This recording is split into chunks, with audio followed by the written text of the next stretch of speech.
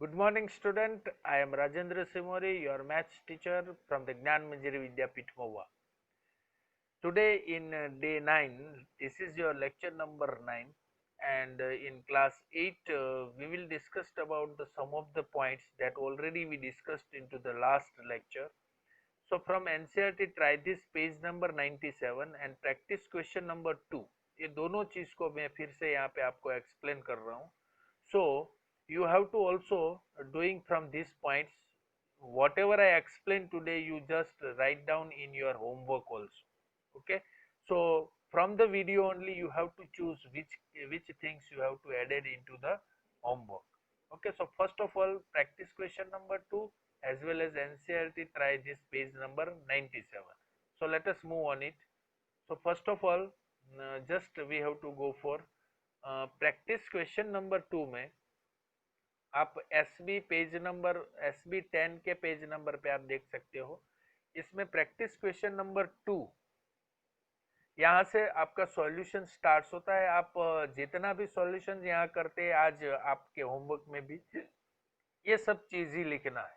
Okay, so 2.1 which of the following is not a perfect square और Y.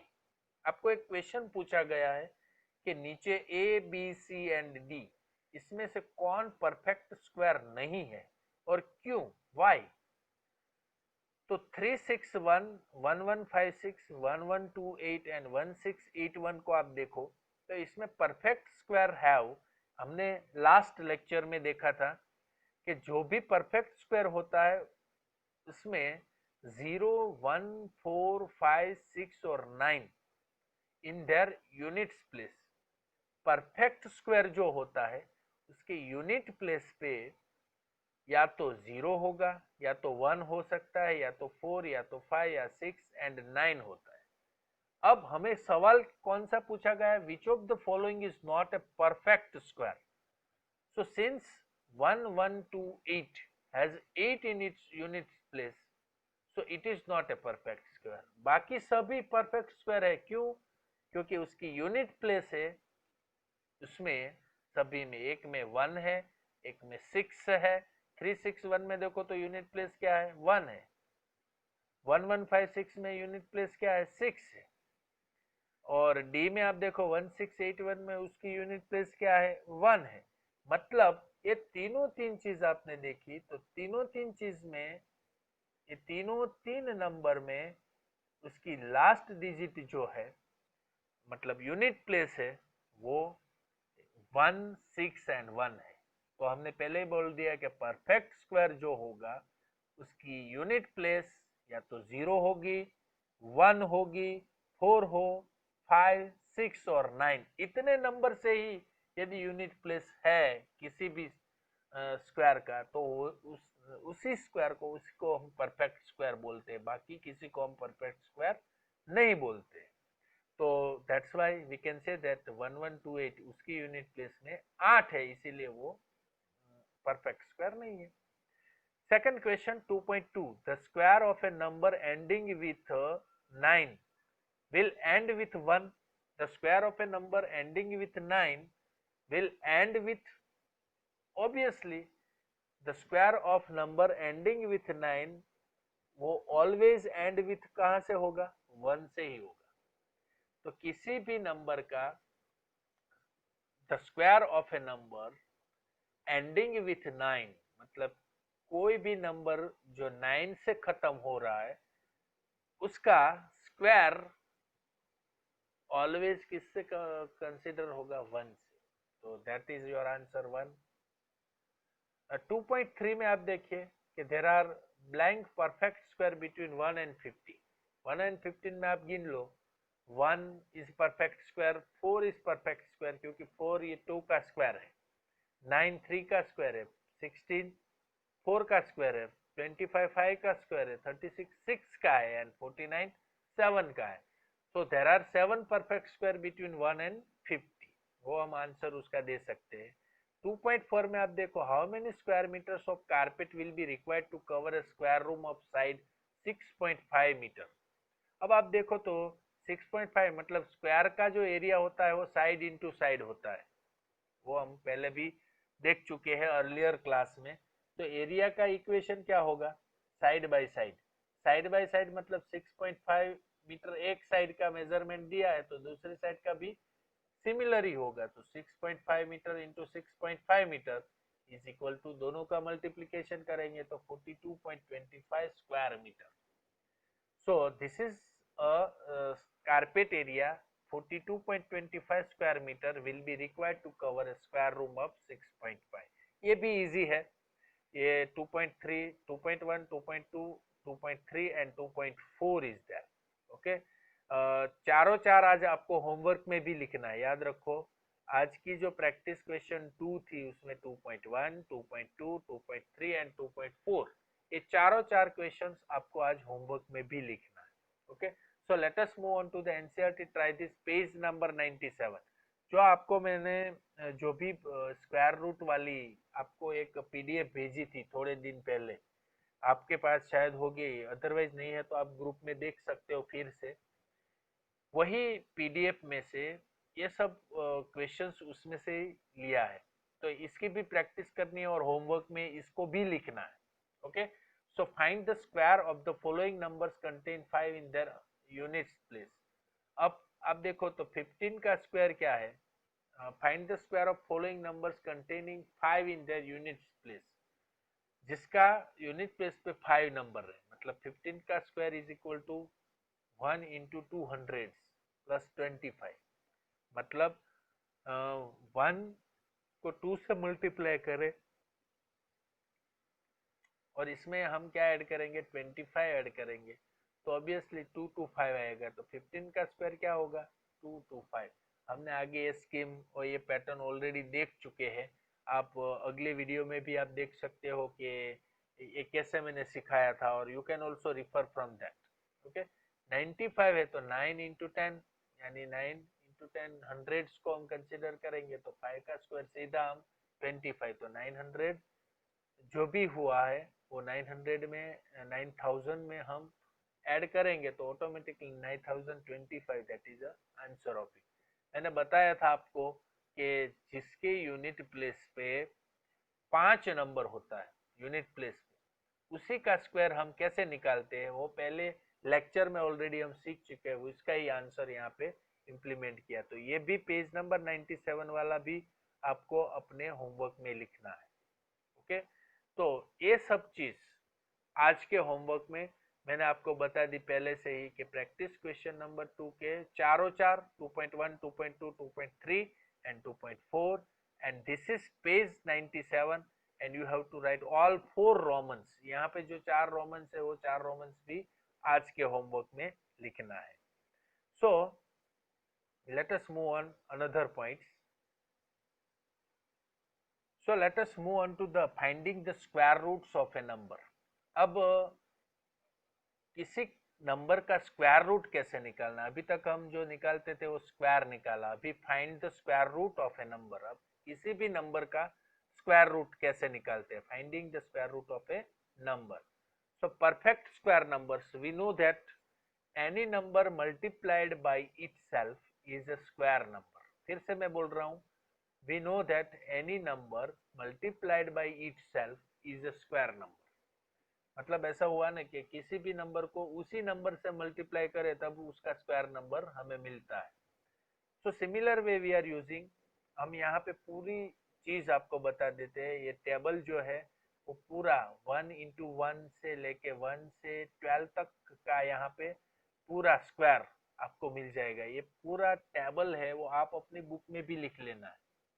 We know that any number multiplied by itself is a square number। मतलब 1 into 1 तो 1 square number हुआ, 1 into 2 मतलब हम ऐसा कह सकते हैं ना कि 2 into 2 यानी 4 हुआ, 3 into 3 यानी 9। पूरी ग्रीन लाइन आप दिख रहे हैं ना, पूरा जो डायगोनल साइड में आप देख रहे हैं 1, 4, 9, वो एक्चुअल में क्या है, उसी नंबर से मल्टीप्लाई करते तो मिलता है। 1 इंटू 1 1 मिलता है, 2 इंटू 2 4 मिलता है, 3 इंटू 3 9 मिलता है। मतलब 3 हमारा क्या हुआ, स्क्वायर हुआ।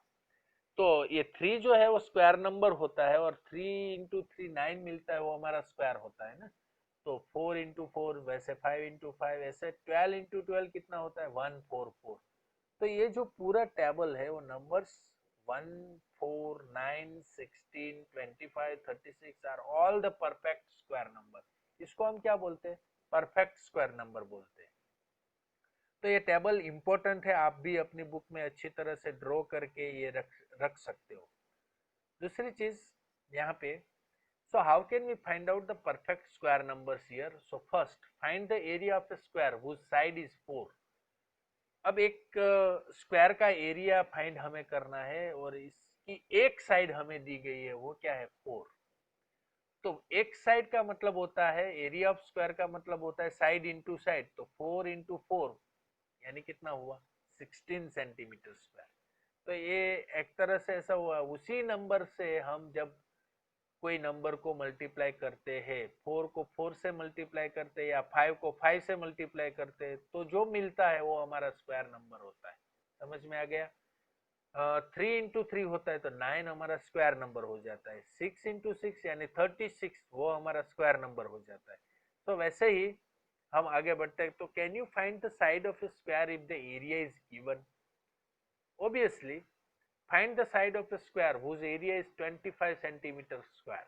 अब आपको एरिया बताया गया है, उसके ऊपर से आपको साइड फाइंड करनी है, तो फाइंड कर सकते हैं। अभी हम क्या कर रहे थे, साइड दी गई है तो उसके ऊपर से हम एरिया फाइंड करते थे क्वेश्चन नंबर 1 में। अब क्वेश्चन नंबर 2 ऐसा है, आपका पॉइंट्स ऐसा है कि find the side of a square whose area is 25 centimetre square. Obviously हमें क्या करना पड़ेगा, we will have to work backward to find the side of the square when the area is given। तो अब हमें क्या करना है कि 25 सेंटीमीटर पूरा एरिया दे गया है, then we know that 25 is a perfect square number, which means that we get 25 when a number is multiplied by itself। which number could it be? क्योंकि हमें पता है कि जो 25 आया है वो एक नंबर को 2 बार मल्टीप्लाई करने से ही आता है, तो वो नंबर है क्या? So obviously we can say that 5, क्योंकि 5 को 2 बार मल्टीप्लाई करने से ही हमें 25 मिलता है। तो 5 हमारे लिए क्या हो गया, द साइड ऑफ स्क्वायर। तो हम उल्टी तरह से भी निकाल सकते हैं और find the side of square whose area is 25। Obviously the side of the square is 5 centimetre.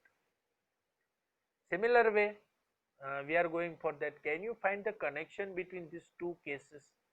25 का 5 निकाला और 4 इंटू 4 16 निकाला, तो आप उससे क्या कनेक्शन कर सकते हैं? We multiplied a number by itself. एक नंबर को वही नंबर से जब हम मल्टीप्लाई करें तब हमें स्क्वायर नंबर मिलता है, और we had a square number and work backward to find it similar. तो 5 का हम मल्टीपल फाइंड करेंगे तो 5 इंटू 5 क्या होता है 25। तो 25 को उसी 5 नंबर से हम मल्टीप्लाई करेंगे तो वो 5 उसका सिमिलर फैक्टर ही मिलेगा। तो 5 का सिमिलर फैक्टर कौन है 5, सो दैट्स व्हाई 25 का 5।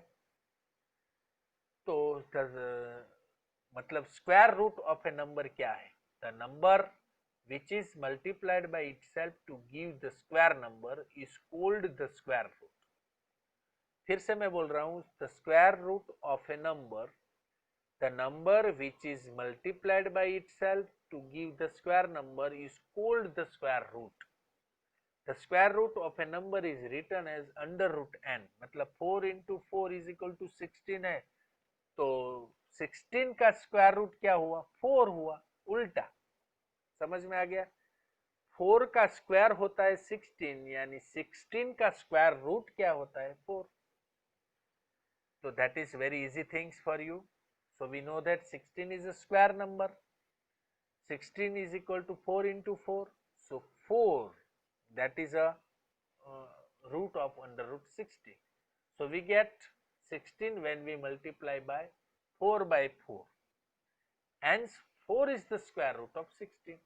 तो अंडर रूट 16 का मतलब होता है, अंडर रूट में ही हम 4 इंटू 4 करेंगे तो 4 इंटू 4 का मतलब क्या होता है एक सिंगल बार 4, तो 4 is the square root of 16। तो ऐसे ही स्क्वायर रूट हम निकाल लेते हैं, और ये चीज बहुत इंपॉर्टेंट है। और जैसे हमने स्क्वायर नंबर सीख लिया वैसे स्क्वायर रूट भी बहुत इजी चीज है। जैसे कि यहाँ पे बताते हैं 4, 9, 16, 25 एंड 36। अब सभी को स्क्वायर रूट हम निकाल सकते हैं। 4 का स्क्वायर रूट 2, 9 का 3, 16 का 4, 25 का 5 एंड 36 का 6। ओके, सिमिलर वे 4 का, जैसे कि मैंने बताया 2 इंटू 2 4 होता है, तो 2 ही उसका स्क्वायर रूट हो गया। 9 3 इंटू 3 यानी 3, अंडर रूट 16 यानी 4 इंटू 4, 5 इंटू 5 मतलब अंडर रूट 25, तो अंडर रूट 25 का 5 हो गया। जो जिस नंबर को आप मल्टीप्लाई कर रहे हैं वही नंबर उसी का स्क्वायर रूट हो जाएगा। तो that is very easy things for you. So did you notice that under root 4 is equal to under 2 under root 2, मतलब 2 का स्क्वायर होता है 4। So we can say that 2 into 2 मतलब दोनों में कॉमन कौन है 2, यदि अंडर रूट निकल गया तो 2 इसका आंसर हो गया। So we know that square can be found by multiplying a number by itself. Square कोई भी नंबर को उसी नंबर से जब हम मल्टीप्लाई करेंगे, मतलब 5 का हमें स्क्वायर निकालना है तो 5 इंटू 5 जब हम करेंगे तब हमको स्क्वायर मिलेगा। So its inverse, which is square root, can be found by repeated subtraction. तो subtraction करने से हमें क्या मिलता है? Square root मिलता है। So finding the square root of a number using repeated subtraction. For example, here given that we already know that the sum of consecutive odd numbers is a square number. For example, the sum of the first 5 consecutive odd numbers is the square of 5, which is 25. मतलब पहले 5 odd number की मैं बात कर रहा हूं, 1, 3, 5, 7 and 9। ये पांचों 5 को यदि हम टोटल करेंगे, उसका एडिशन करेंगे तो कितना मिलेगा 25। और 25 का ये किसका स्क्वायर है? 5 का स्क्वायर है। So note that 1, 3, 5 plus 7 plus 9 is equal to 25। We added 5 successive odd numbers to reach 25। मतलब हम 1 के बाद 3, 5, 7 और 9, पहले 5 ऑड नंबर का टोटल करेंगे तो हम कहाँ पे पहुंच जाएंगे 25 की। So this is also be exactly find out the opposite also. उसी चीज को हम यदि finding the square root of a number using repeated subtraction, तो हम क्या करेंगे 25 जो हमें अभी आंसर मिला है, to find the square root we exactly do the opposite. Start with the square number and consecutively subtract odd numbers till we get a 0। मतलब हम क्या करेंगे 25 में से पहले 1 निकाला, 24 हुआ, 24 में से फिर 3 निकाला, 24 में से 3 यानी 21 हुआ, 21 में से 5 निकाला, ऑब्वियसली 16 हुआ, 16 में से 7 निकला यानी 9 हुआ, 9 में से 9 निकालो, ऑब्वियसली हमें क्या मिलेगा 0। तो ये पूरी प्रोसीजर रिवर्स होगी जब हम स्क्वायर रूट निकालते। फिर से मैं बोल रहा हूं यहाँ पे कि यदि हमें जब रिपीटेड सब्ट्रैक्शन मेथड हमें यूज करनी है तो finding the square root the numbers, तो 5 कंसेक्यूटिव नंबर्स को हम ऐड करेंगे तब हमें स्क्वायर मिल जाएगा 1 प्लस 3 प्लस 5 प्लस 7 प्लस 9। तो हमें आंसर क्या मिलता है 25। अब 25 का मुझे स्क्वायर रूट निकालना है, तो 25 से वही ऑपोजिट प्रोसीजर करनी है। 25 में से 1, 3, 5, 7, 9 जब तक 0 ना आए तब तक हम यूज करें। अब since there are 5 steps of successive subtraction from 25, so we can say that under root 25 is equal to 5, क्योंकि हम कितने steps follow कर रहे हैं यहाँ पे 5, that's why under root 25 is equal to 5। so very simple is that। conclusion, finding the square, हमें addition करते जाना है starting from 1, keep adding successive odd numbers till you reach 25। जब हमें स्क्वायर निकालना है तब हम क्या करेंगे 1 में ऐड करेंगे 3, 3 में 5, 5 में 7, 7 में 9, सभी को ऐड करते जाएंगे once we have to reach at 25। और यदि हम अंडर रूट निकालना चाहेंगे तब हमें क्या करना है, स्क्वायर रूट निकालना चाहे तब हमें क्या करना है, Starting with the square, keep subtracting successive odd numbers till you reach 0.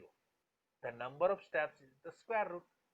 जब आप 25 में से 1, 3, 5, 7, 9, जब आप 9 तक पहुंचेंगे और आपका आंसर 0 मिलता है, then you have to, how many steps you have to follow? 5.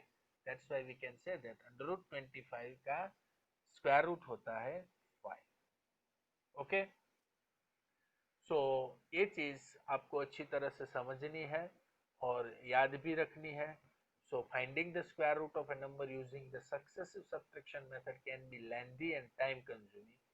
When the numbers are large we use this method to find the square root.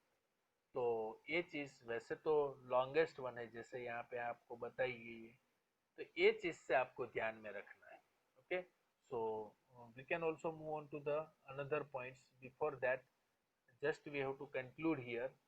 Before going on that, मैंने आपको पहले भी बता दिया कि आपका आज का जो होमवर्क मैंने वीडियो के बिगिनिंग में ही बताया है, so you can also try it out from that.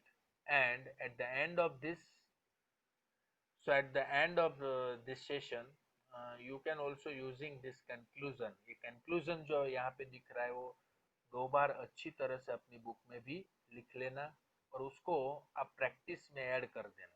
Okay, आज का होमवर्क मैं फिर से बोल रहा हूँ कि आज का होमवर्क मैंने वीडियो के बिगिनिंग में ही दिया है. So you can also search and find out which things we have to include into the homework.